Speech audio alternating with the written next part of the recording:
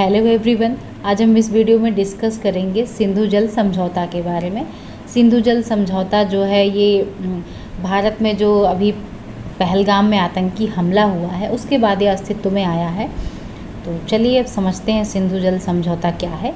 सिंधु जल समझौता जो है 19 सितंबर 1960 को भारत और पाकिस्तान के बीच एक हस्ताक्षरित जल बंटवारा संधि है।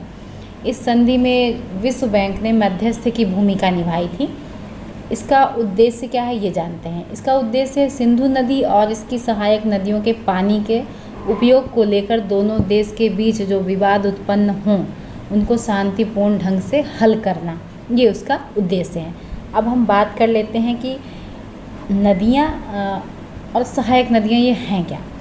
तो जो सिंधु नदी है इसकी सहायक नदियाँ हैं, तो कुल मिलाकर के सिंधु को लेकर के और जो नदियां हैं सबको मिला करके 6 नदियां हैं, जिनको 2 भागों में बांट दिया गया है, पूर्वी नदियां और पश्चिमी नदियां। पूर्वी नदियों में व्यास, रावी और सतलज आता है, इसका पानी भारत को आवंटित किया गया है।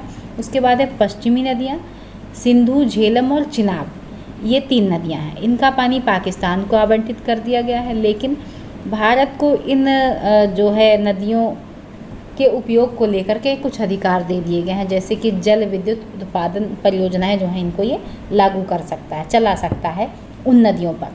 तो भारत के अधिकार हैं कि भारत की जो पूर्व नदियां इनको मिली हैं, पूर्वी नदियां, इनमें बिना किसी रोक टोक के पूरी तरह से अधिकार रखता है इसमें, यानी कि किसी प्रकार से पाकिस्तान का कोई हस्तक्षेप नहीं है।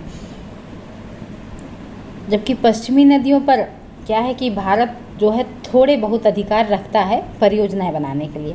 अब पाकिस्तान के अधिकार इन नदियों पर देख लेते हैं।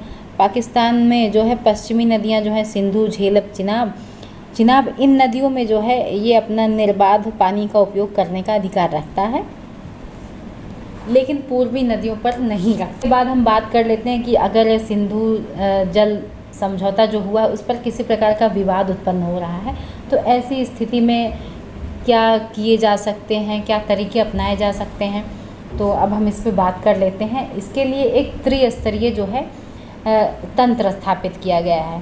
पहला है स्थायी सिंधु आयोग। स्थायी सिंधु आयोग जो है इसके माध्यम से दोनों देशों के आयुक्त तो इकट्ठे होकर के एक आयोग बनाएंगे और किसी प्रकार का कोई विवाद हो रहा है तो उसको निपटाने का पूरा प्रयास करेंगे। उसके बाद है दूसरा कि दोनों सरकारें आपस में मिलकर के बातचीत कर सकती हैं। तीसरा है कि विश्व बैंक जो है वो हस्तक्षेप करे, यानी कि कोई एक तटस्थ व्यक्ति नियुक्त करे जो उसकी मध्यस्थता एक न्यायालय की तरह करे और अपने डिसीजन जो है वो दे।